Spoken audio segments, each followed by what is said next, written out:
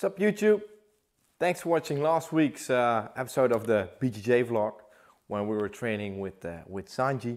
Of course, that was a very awesome weekend and I hope you guys thought it was a very awesome vlog as well. And right now, you know, we're all working on implementing the stuff we learned there in our Jiu Jitsu game. And basically, that brought me to the subject of today's vlog. You know, there are different names for it. Some people call it 50% sparring, light rolling, flow jiu-jitsu. You can name it whatever you want. But today we're going to talk about rolling really light, without any stress, without any pressure to go for a submission, but really feeling your jiu-jitsu and how that can help you to improve your game. So, for instance, if you learn a new technique, let's say people been to the Sanji seminar and we worked with the knee shield, the pedal and black hole stuff. For those who were there, they probably know what I mean. And that's something you want to implement in your game, of course. But how are you going to do that if you train with your regular training partners who give you a hard time in sparring? It's impossible to already master the technique perfectly. So if you try it, they'll pass your guard. You try again, you pass the guard.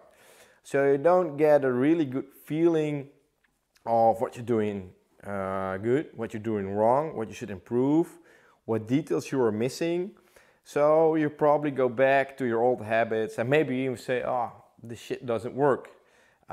While in reality, you are doing something wrong in your training. And let me explain in this episode what you're doing wrong.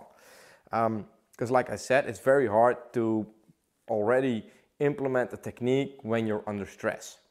So if you roll light, and with light I mean flowing, letting things happen, giving stuff away, giving a submission away, giving a position away, or putting yourself in the position that you don't regularly find yourself in.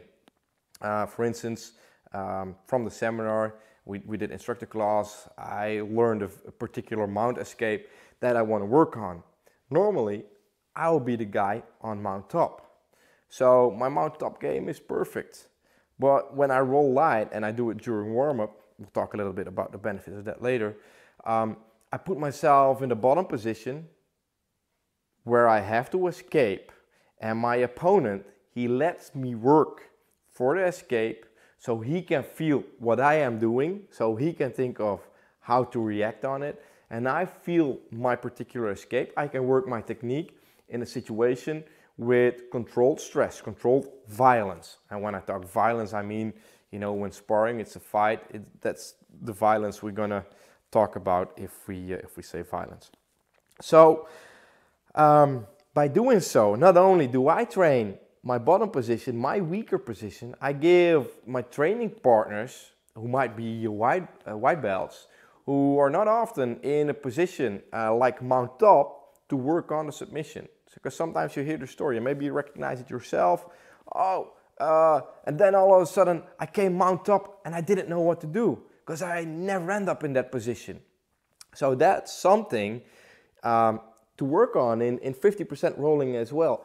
I give my training partner a dominant position, let him even work for the choke, finish the choke, so that person knows how to work the choke. I can maybe even comment on, hey, this detail is missing, or a good job there. And I know what steps there are in the choke. So I know, oh, this is the moment I have to start defending. Maybe I defend a little bit and escape. So the other one knows, oh, okay. If he does that, he can escape. So you learn a lot from each other and you can improve your technique. And that's exactly what it's all about. In 50% rolling, you can improve your technique, work on your skills and your strategy, because you have the time to think. If you're under stress, if there is some violence, your mind just follows the patterns they already know, your old habits basically. So you have to open up your mind, and that's what we're going to do 50% rolling for. And we often do it in warm-up. And why do we do it in warm-up?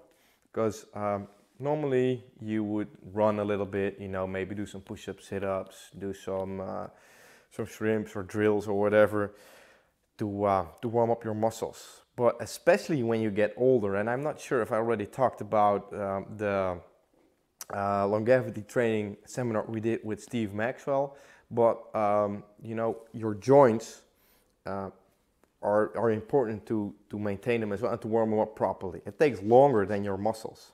So the fluids in your joints have to warm up, get supple, and you know, to do some jiu-jitsu. So not only is moving a good idea, but doing push-ups, it'll work in your 20s, 30s, but later on it's getting hard and it might hurt. So if you go in light rolling, your body moves, you have movement, but without any stress of hard chokes, hard pressure, or you know, any hard stress on your body. So not only do you warm up your muscles, you warm up your joints, and you get your mind ready for the action. And that's something, you know, that's a purpose in warming up as well, getting your mind ready for action. So rolling light serves all those purposes. And there's another benefit if you roll light. So maybe you recognize this. You're sparring and you end up in a stressful situation and you start maybe hyperventilating. And then your vision gets narrow, you panic. Well, if you train light, you can work your breathing. And for those who were at last year's autumn camp or maybe at one of Hickson's seminar, they know how important breathing is and what it can do for you, not only to control pain, but to withhold stress and keep an open mind. So if you roll light, you can work your technique, your strategy, your breathing, and therefore your state of mind. Because if your mind is open, it's kind of, you know, a very old saying a lot of people know from Hickson, your mind works best when it's open, because it's like a parachute. If the parachute is closed, well, end the story there. So open up your mind, work your breathing, move with your body, put yourself in spots you don't usually get in or that you feel uncomfortable in, to find some comfortableness in the bad spot. So when it happens in sparring with real violence or on the street with real violence, you know how to react and you don't panic. So that are, I think, a lot of reasons why you should do some light rolling. And there's another one, but that relates a little bit more to when you're injured. So let's say you have a sore arm or, you know, nothing too serious, but you still want to train but you can't do really full sparring, then light rolling will help you.